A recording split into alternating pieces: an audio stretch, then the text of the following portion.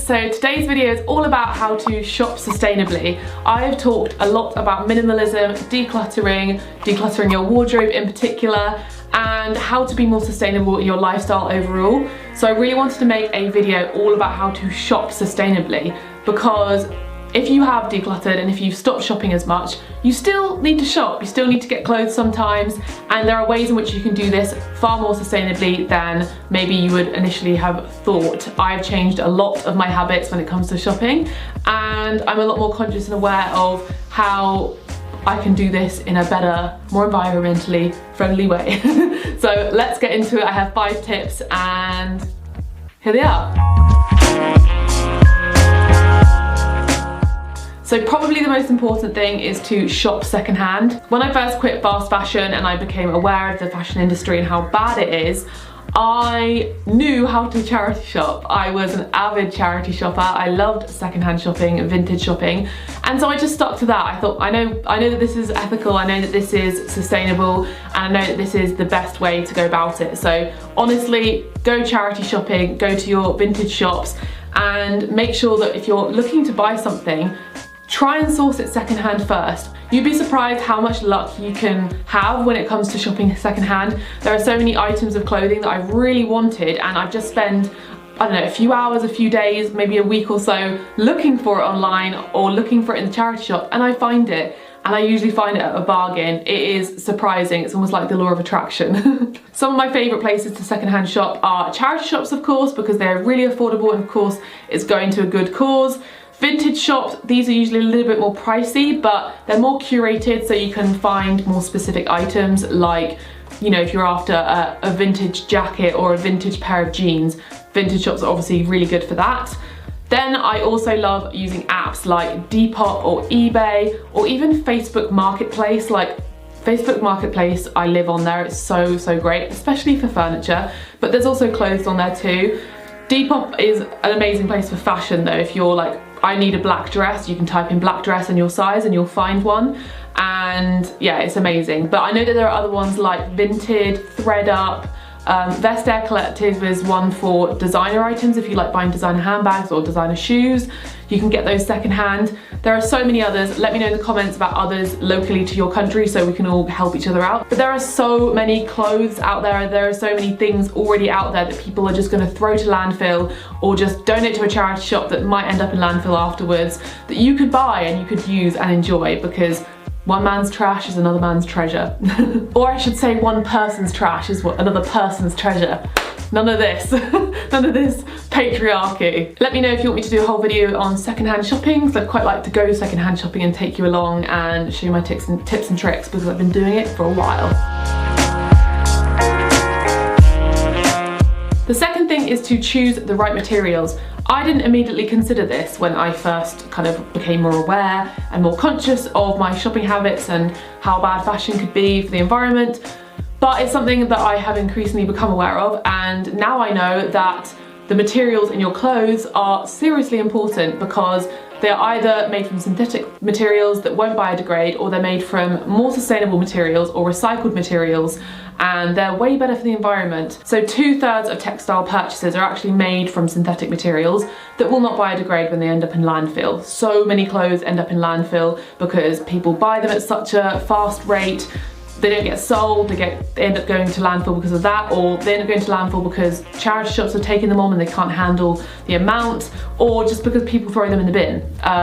There's a real issue with a lot of clothes ending up in landfill, not biodegrading, and that is why choosing a material that will biodegrade and choosing a material that takes a lot less resources to create in the first place is really important. So I have got a t-shirt on actually that's made from Tencel, and this is a 100% wood-based fibre. So it's 100% biodegradable, 100% botanic origin, and it's 100% sustainable. So when you're out shopping, make sure to look at the label and keep an eye out for Tencel, Tencel Modal, Tencel Lyocell, and Tencel fibres, because those are wood-based materials. Other ones to look out for are organic cotton, fair trade cotton, recycled polyester, recycled nylon, anything recycled cotton even, because that means obviously it's been recycled, which is great. So similarly, if you're vegan, you're checking labels for animal ingredients, you want to do the same when it comes to clothes. So the Make It Feel Right campaign is all about raising awareness that there is an alternative in cellulose-based fibres in clothing that are not only biodegradable, but also they are using a whole lot less resources. So just like in veganism, where you're choosing to boycott animal ingredients and to avoid them, it's really important to do the same with your clothing and to say to the fashion industry, we don't want these unsustainable materials in our clothing anymore. We want the biodegradable option, we want the sustainable option, and you can do that by looking at the label.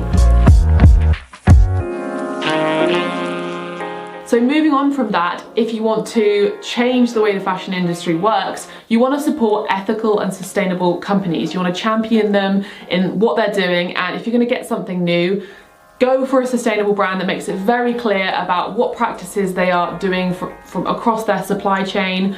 They're being very transparent about where their clothes are made, they're using sustainable materials in their clothing, and they're also being diverse in their marketing, and they're just all round ticking all the boxes. So if you are unsure about whether a company is ethical or not, then I highly recommend you check out the Fashion Revolution. They have templates on there for you to send to companies where you can email them, ask them about their supply chain and where their clothes are made and whether they're being paid a fair living wage.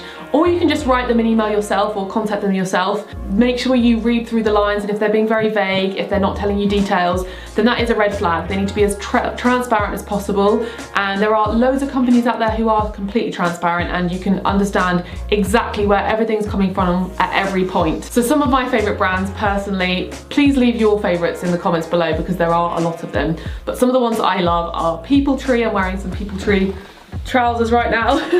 I love Sea Salt. I've got so many of their striped tops and they are a Cornish company. I love Girlfriend Collective for activewear. I have about 4 or 5 of their gym kits. I love Veggia for trainers. I've worn Veggia trainers over and over again, and they have vegan trainers that are sustainably made. Also Hara the Label, Organic Basics and Lara Intimates for underwear. Parlour Eyewear for sunglasses. Tom's and Beyond Skin for shoes. Tom's have the 1-for-1 program, and Beyond Skin are vegan leather.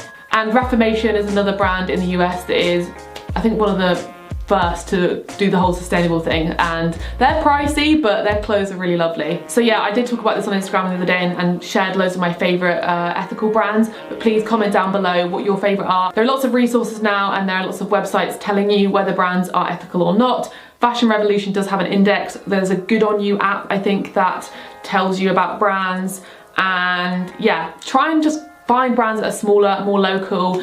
They are probably up against less when it comes to producing at a higher rate and cutting corners when it comes to their factories and their supply chain. The best bet is to opt for brands that are local to you, that are much smaller and that are clearly not fast fashion. They're producing a high rate of clothing over and over and over, always new stuff in.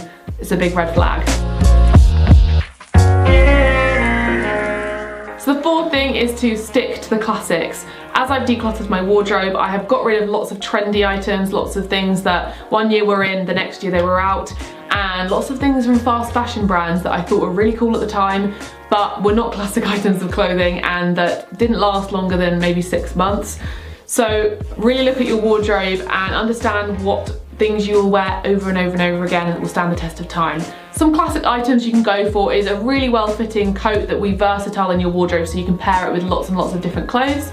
A classic pair of shoes that you know you can wear out and about for a variety of things. I live in my Veggia white trainers because they go with everything. Some really classic pair of trousers that fit you well and that suit either casual or smarter outfit. A good denim jacket and some really good jeans is another great classic. Also, of course, an outfit that you know you can go to when you're going to be going out for the evening, so like a little black dress or a really beautiful jumpsuit or dress that just makes you feel incredible and that you know it always makes you feel incredible. These things don't have to be neutral colours. If you love colour, go for it. Go for prints, go for colour, but try and move towards a capsule wardrobe where everything works together and they aren't too trend led, so they're not going to date. And And number 5 is to only buy what you love. It's really easy to be tempted by trends, to be tempted by what other people are wearing that you think look cool on them, but you're not sure if they're gonna look good on you, but you buy it anyway because it looks cool on them. And I've done it so many times where I've just gone out and bought stuff and I've kind of liked it. I thought, yeah, it's kind of nice, but it's a bargain, so I'll buy it.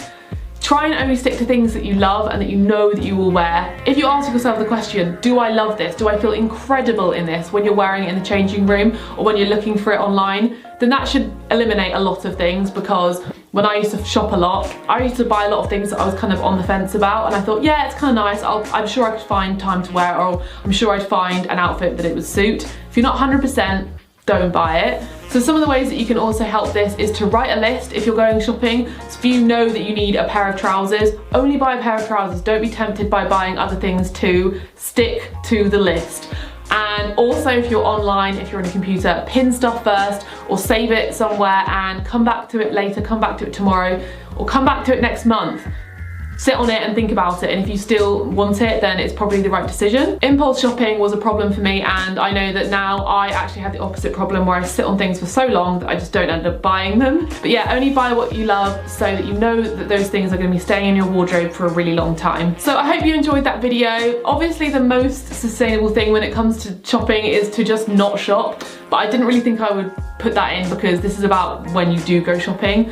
I've made videos about how to stop shopping before. I think I've made 2 of them. I've also talked about my experience as a shopaholic. I've made countless minimalism and declutter videos and not to buy things, so I didn't want to kind of go on about that anymore. But obviously when you're buying something, it's using resources. So just really think about whether you need something or whether you're just buying it for the sake of it, and try a shopping ban if you have a real problem. I did that for like a year where I just didn't buy any new clothes, and it was a game changer. I decluttered instead of shopping, and now I'm addicted to decluttering rather than shopping.